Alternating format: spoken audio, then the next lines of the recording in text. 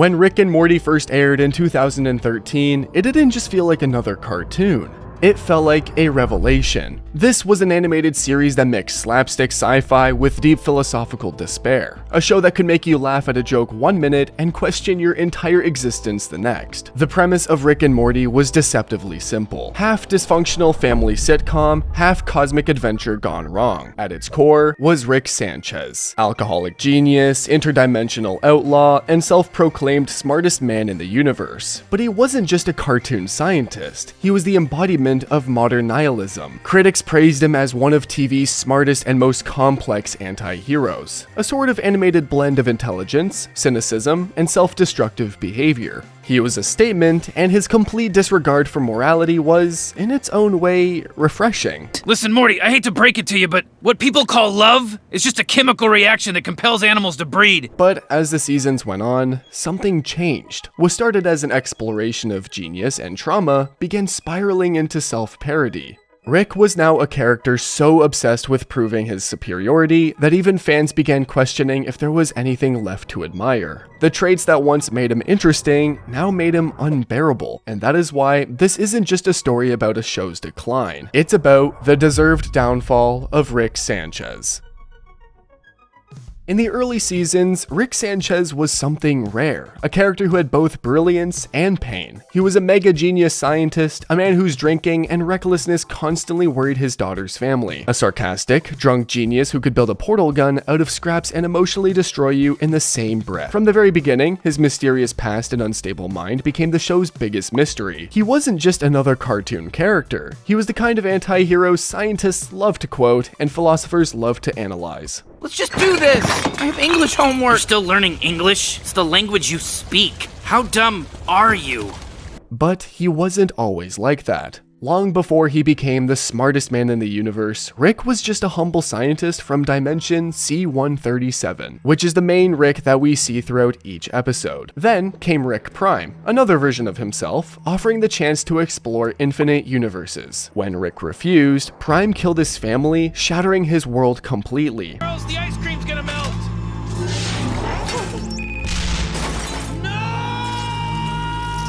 That trauma drove Rick to invent portal technology, not out of curiosity, but out of pure rage and grief. All he lusted for was revenge. His portal gun wasn't just a gadget, it was a metaphor for escapism. Rick could leave any universe that disappointed him, yet he could never escape himself.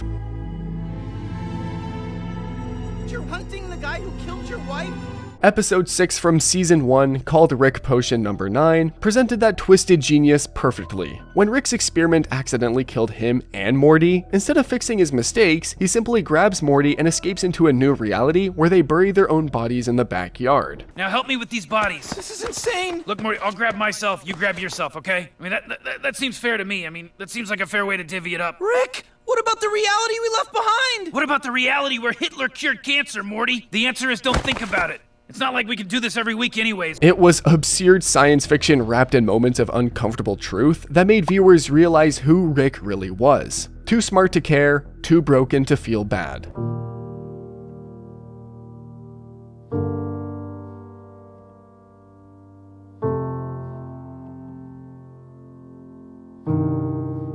Then, in autoerotic assimilation, from Season 2, he reconnects with a hive mind ex-lover named Unity, giving audiences a glimpse into his loneliness. When that relationship collapses, the tone completely shifts. Alone in his garage, when a drunk and broken Rick nearly kills himself, the show delivers something unexpectedly human.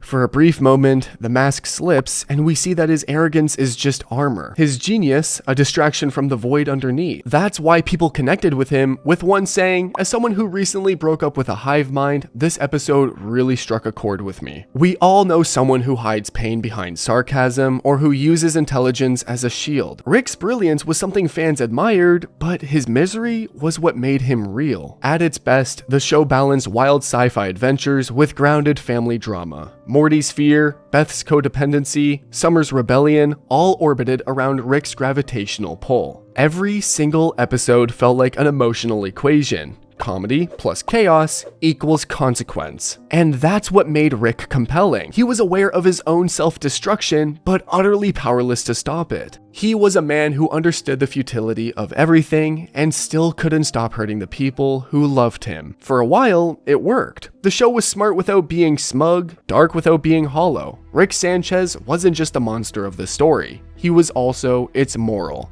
But then, somewhere along the way, the formula began to crack. The writers leaned harder into Rick's god complex, but slowly stripped away his humanity. What was once a warning became wish fulfillment. Early Rick was tragic because he knew he was wrong. Later Rick was untouchable, his cruelty rewarded with punchlines, his mistakes erased by portals. The emotional weight that once defined him evaporated into self-parody. The moment Rick stopped suffering, the audience stopped caring.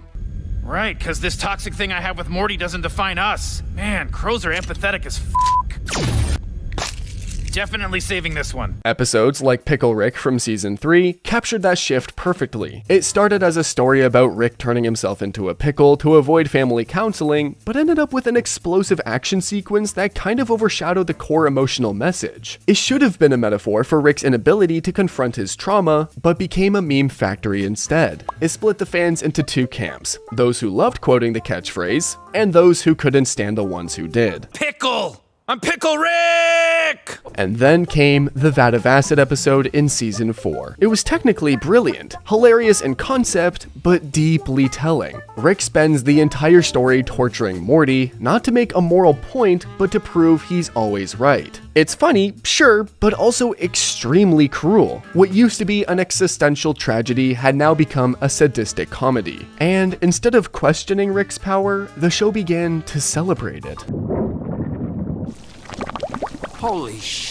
What kind of psycho? His own grandson! By the time season 5 aired, that shift was undeniable. Episodes like Rick Dependence Spray and, well, this one, doubled down on absurdity but lacked the soul that made earlier seasons work. Everyone began to notice the decline. The ratings of later seasons show a clear sign that the formula was starting to wear thin. Critics describe the newer episodes as clever, but cold. Fans on Reddit complained that Rick was just mean now. Even longtime defenders admitted the emotional arcs went nowhere. Every episode promised change, but every finale hit the same cosmic reset button. I dislike that Rick doesn't change. Why does he still torture the kids? Am I the only one who dislikes Rick's character development? Early viewers admired Rick as a cautionary figure, a genius whose knowledge destroyed his soul, but a louder crowd started worshipping him. I'm smart because I relate to Rick became a meme, not a moral. His nihilism turned into a badge of superiority. Instead of rejecting his worldview, fans glorified it. And so did the show. Suddenly, the message changed and episodes began to reinforce Rick's power instead of challenging it. His intelligence became plot armor and his cruelty, comedy. The show went from exploring existential dread to exploiting it. And while all of that was happening on screen, serious drama was brewing off screen too, which only accelerated the decline. When co-creator Justin Roiland, the original voice of Rick, was removed from the project, it exposed how fragile the entire structure had become. The new voice actor did fine work, but the truth was, the spark had been fading long before the swap. The energy that once made Rick unpredictable had turned into a routine performance. Rick's tragedy had become content. His pain,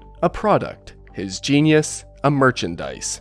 And that's the deserved part of his downfall. Because when a character built entirely on cynicism becomes successful, that success destroys him. Rick Sanchez was always destined to collapse under the weight of his own intellect. He became what he mocked, a brand chasing relevance, endlessly self-referential, terrified of sincerity. His inability to change made the smartest man in the universe a dumb character.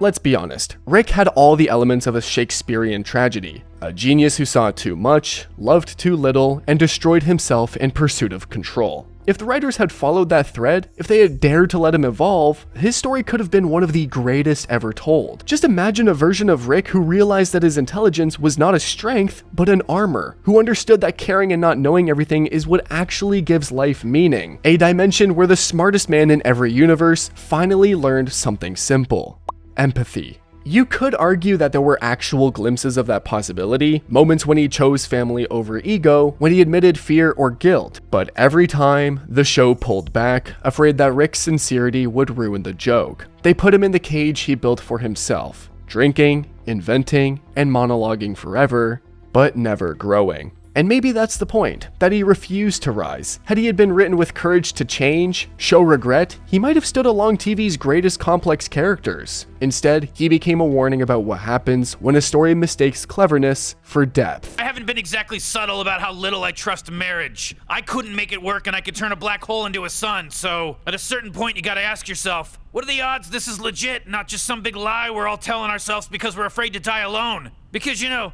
that's exactly how we all die, alone. Rick Sanchez is a reminder that unchecked cynicism eats everything it touches, fictional or not. His downfall wasn't accidental, it was earned. Because in a show with multiple dimensions and endless possibilities, if repeated, even brilliance gets boring. And maybe, somewhere out there in one of those endless realities, there's a version of Rick who finally learned how to care. If you want to see more of these breakdowns, keep watching the regular recap. Subscribe.